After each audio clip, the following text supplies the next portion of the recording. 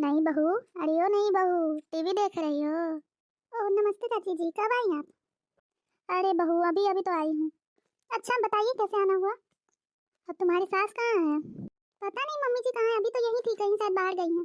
तुम तो इतना काम करती हो बहू, फिर भी तुम्हारे बारे में पता नहीं क्या क्या सुना है। क्या सुना है चाची जी? अरे नहीं नहीं कुछ नहीं। नहीं बताइए चाची जी क्या सुना है? कुछ नहीं बहू, बस एक कप चीनी दे दो पहले। ए चाची जी आप बैठिए, चीनी तो मैं आपको दूंगी ही। और बताइए और क्या सुना है आपने मेरे बारे में? सुनो बहू, किसी से कहना मत। अरे नहीं नहीं चाची जी, मैं क्यों किसी से कहूँगी? हमारी सास जब जाती है टोला मोहल्ले हम लोग के यहाँ, तब बोलती है कि मेरी जो बहू आई है उसको कुछ नहीं आता है।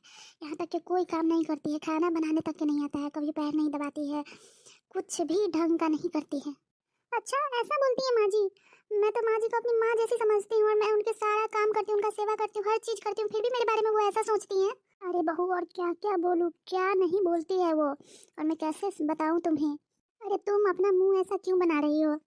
वो बोलती है लेकिन सभी जानते हैं कि तुम कैसी हो। ऐसी बात नहीं है चाची जी, जिसे मैं खुश रखना चाहती हूँ, जो मेरी माँ समान, वही जब मुझसे खुश नहीं है तो क्या फायदा। अरे शांति तुम कब आई यहाँ? बस अभी अभी तो आई हूँ यहाँ पे, तुम नहीं थी तो नहीं बहू यहीं पे थी, तो मैं सोची कि थोड़ा इससे बात कर लेती हूँ, इसी से चीनी मांग लेती हूँ। अरे नहीं नहीं कोई बात नहीं है, मेरी बहू है तो तुम्हारी भी तो बहू है, क्या हो गया अगर तुमने बात कर लिया तो। और ये तुमने अपने बाल कैसे करवाए हुए हैं? वो आज ही कटवाया है पार्लर से। बिट्टू के पापा बोल रहे थे कि ऐसे तुम जुड़ा उड़ा करके अच्छी नहीं लगती हो बिल्कुल, थोड़ा सा तैयार व्यार हुआ करो, मेकअप वेकअप किया करो। बिल्कुल खुद पे ध्यान नहीं देती हूँ, मैंने भी सोचा चलो करवा लेते हैं, बोल ही रहे हैं तो। अरे बहू तुम्हारा चेहरा क्यों उतरा हुआ है? नहीं माँ जी कुछ नहीं। नहीं नहीं कुछ तो बात जरूर है, बताओ मेरी बहू को क्या हुआ है? माँ जी क्या मैं इतनी बुरी हूँ कि मैं आपको अच्छी नहीं लगती और आप मेरा हर जगह शिकायत करती हो? मैं हूँ तुम्हारा शिकायत? ये कौन बोला बहू?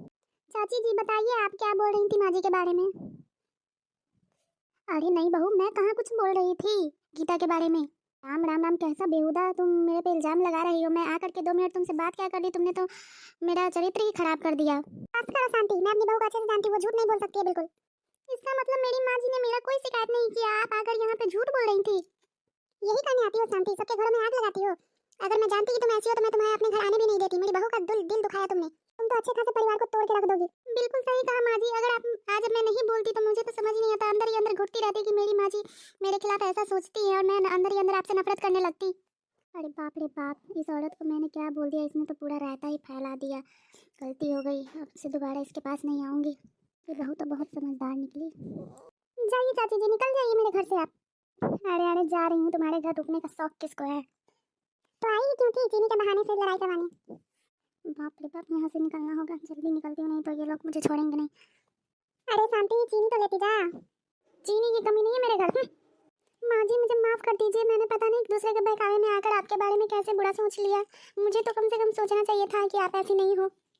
अरे अरे कोई बात नहीं बहू, हो जाता है ऐसा, किसी के बहकावे में कोई आ जाता है। अगर मुझे ही आकर वो बोलती तुम्हारे बारे में तो मुझे भी एक पल के लिए वही लगता है। कोई बात नहीं बेटा, सॉरी मम्मी जी। कोई बात नहीं बेटा, आगे से ध्यान रखना। ठीक है मम्मी जी। अब आप हम दोनों की बातें क्या सुन रही हो, जाओ यहाँ से। अरे जा रही हूँ तुम्हारे घर में रुकने का मुझे भी कोई शौक नहीं है।